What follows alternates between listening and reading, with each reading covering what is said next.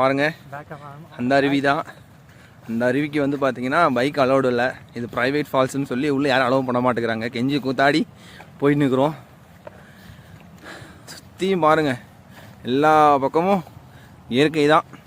என்ன ஊர்ரா சாமி. பாப்பா ப்ரைவேட் ஃபால்ஸ்னால் இதான் ஃபால்ஸுப்பா. பாருங்கள், போயிட்டுருக்கோம்.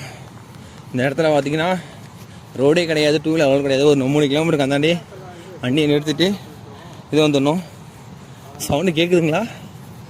எவ்வளோ பெரிய அருவி, எவ்வளோ பெரிய அருவி பார்த்தீங்களா?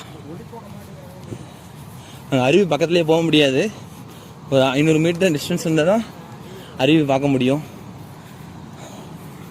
இந்த மாதிரி இது பண்ணியிருக்காங்க.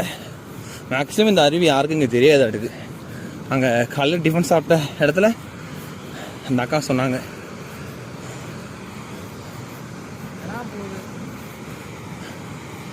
வா, அருவி பார்த்தீங்களா? இதுக்கு மேலே என்ன வேணும்?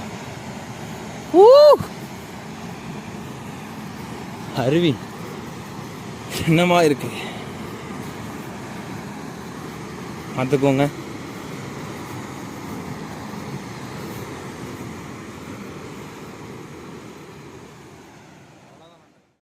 மேலே ஏறி போக ரொம்ப கஷ்டமாக தாங்க இருக்கு. ஃபுல்லாக மழை பெஞ்சி வழுக்குது. வா, சவுண்ட் எப்படி கேட்குது சாமி. அருவி காட்டுறோம் பாருங்க, பாருங்க. இது ப்ரைவேட். தம்பி வாடா.